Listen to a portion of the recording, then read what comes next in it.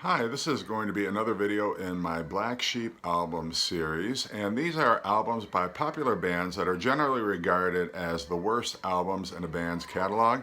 And these videos I try to determine, is it warranted? Are they really as bad as their reputation? Are they really the worst albums in the band's catalog?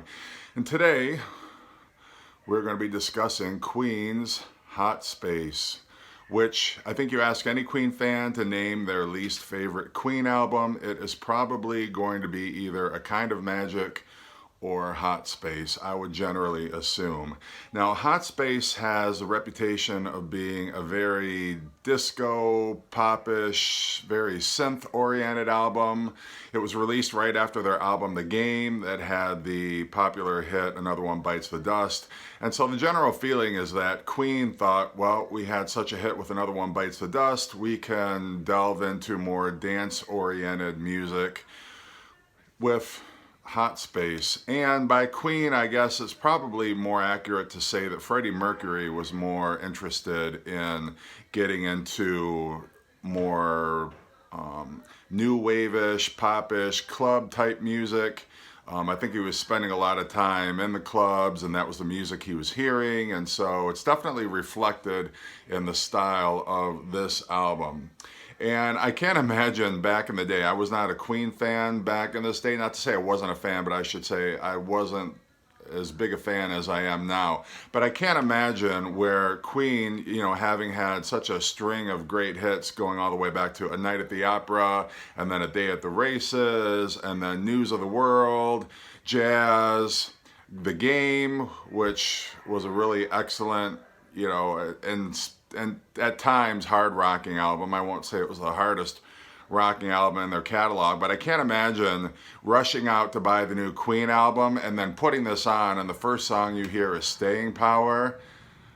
I'm sure you had to have looked at the vinyl again and been like, wait a minute, this can't be Queen. I mean, it's just such a what the moment.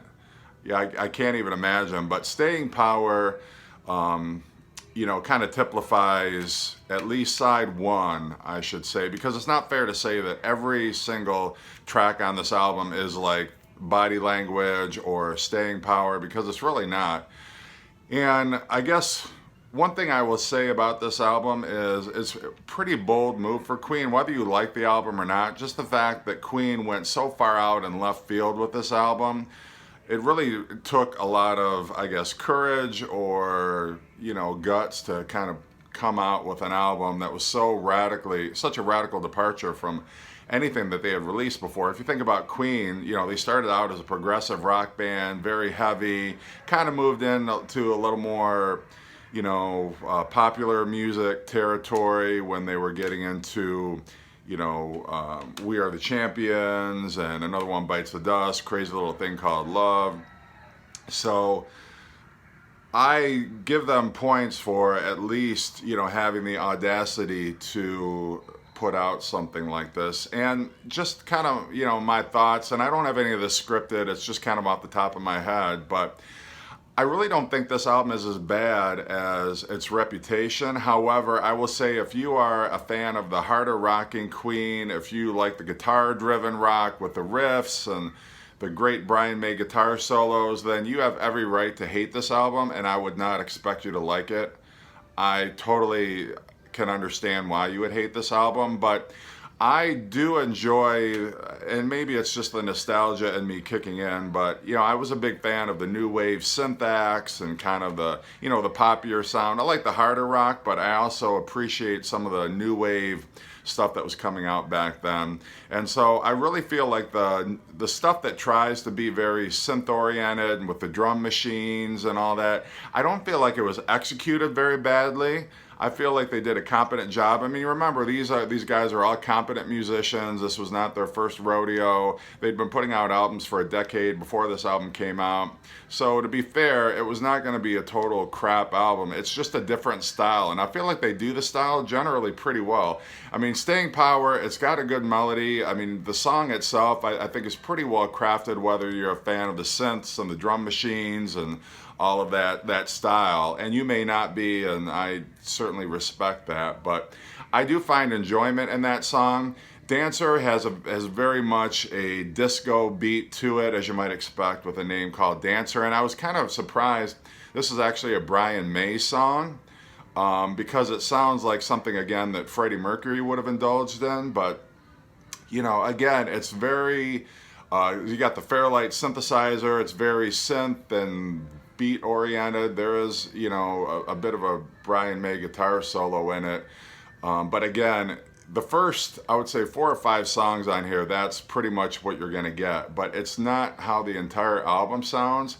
I really like Backchat. Backchat has a bit of a little, I don't know if I'd call it a guitar riff, but there's kind of, you know, a guitar melody that runs through it that I really like. This is a John Deacon song, but I find enjoyment in it. It's, I don't know who I would liken it to, other than, you know, again, it's part of that early new wave, maybe Talking Heads a little bit, or, you know, some of this stuff reminds me of like Soft Cell, the band that did Promises, Promises. I can't think of their name right now, but they're British, but very much British new wave with the synths dominating it, a Kajagoogoo almost, you might say. And then Body Language, which is almost strictly driven by the synthesizer. Not a huge fan of that one. That one, I feel there's not really a song here. It's just kind of a more like a rhythm or a beat. It doesn't really go anywhere. It doesn't do anything for me. Action This Day, that one, it's kind of a thumping sort of, it's definitely got new wave influenced on it. Maybe like early Cars, or you know, even Devo. I think that probably the band that Action This Day reminds me most of would be Devo, you know, Freedom of Choice or something like that. And then the first real rocking song, the first song that actually sounds like Queen, is Put Out the Fire. And this is another Brian May song. I believe he sings vocals on it. But that's the Queen that you remember. So it's almost like, okay, now we're back on track. I've sat through 5 songs of this new wave stuff that I don't understand, doesn't even sound like Queen. This is the first song that actually sounds like Queen. And then the next track is Life is Real, which is called Song for Lennon, which I guess is a tribute to John Lennon, although it sounds like a Beatles track. Even the guitar solo almost sounds like a solo George Harrison would have recorded. But the lyrics themselves, I've read through the lyrics even, and I'm not seeing how it really is all that. It mentions Lennon, it says Lennon is a genius, but that's about the only reference to John Lennon in here, so I'm not quite sure. The lyrics just seem very random, or, well, not random so much, but I'm just not sure the connection between the lyrics and John Lennon, other than Life is Real, of course, as a title. You could almost imagine John Lennon would have you know, come up with, and he does have a song called Real Love, where, you know, he sings love is real and that. So, but at any rate, I think it's an enjoyable song. It's got a nice melody, you know, it's sung well, and as a tribute, it does sound very much like a Beatles tribute. And then Calling All Girls is a decent song. I figured this would be another like new wave song with a disco beat, but it's really not. It's a pretty decent you know, rocking song. And then I didn't even know how to pronounce it. It's Las Palabras de Amor, the words of love, which, you know, is decent. Not my favorite song on the album, but it sounds at least like Queen.